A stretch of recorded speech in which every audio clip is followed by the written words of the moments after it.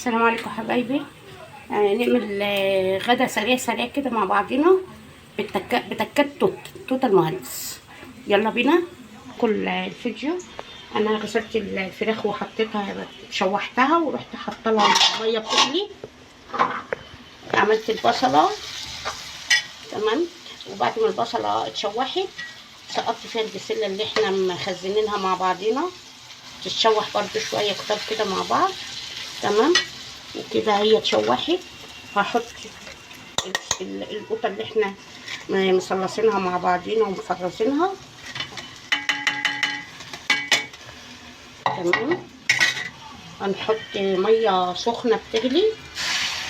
طبعا القوطه دي مسبكه زي ما انتوا عارفين، وزي ما احنا مسبكينها كده مع بعضينا وشايلينها مفرزينها. تمام، بصوا هنسيبها بقى تغلي كده مع بعضينا.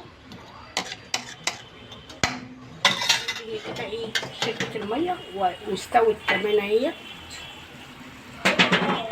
بصوا شربت الميه بتاعتها، لا لسه نيه شويه. ماشي،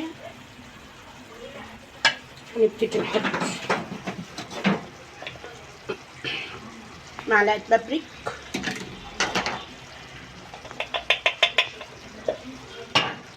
معلقه فلفل اسمر،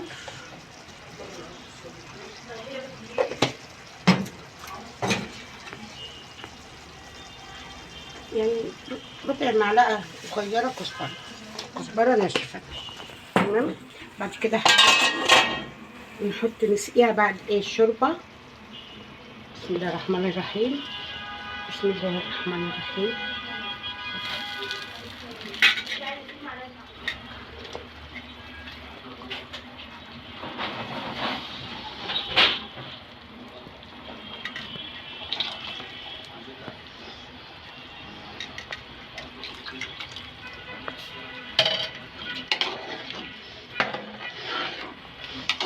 سيبها بقى تستوي، وبعد كده في الاخر ايه نملحها ونسيبها تستوي.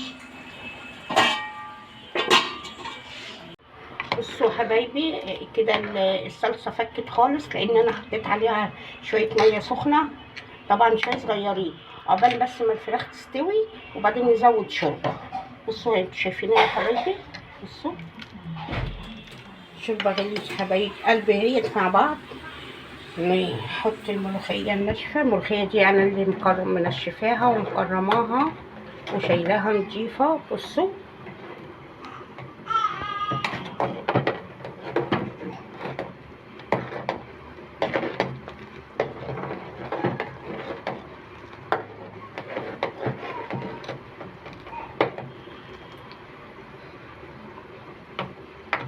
هي انا كنت جايباها خضرة، غسلتها وقطفتها ونشفتها وشايلاها مكرمه نضيفه في الشنطه.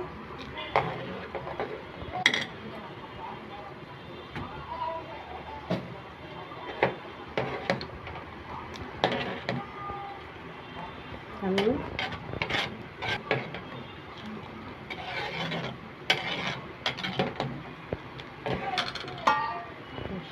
هنا الفراخ زي ما انتوا شايفين تستوي، بس انا خدت الشوربه عشان اخلص كده الاكل بسرعه عشان اعمل الملوخيه.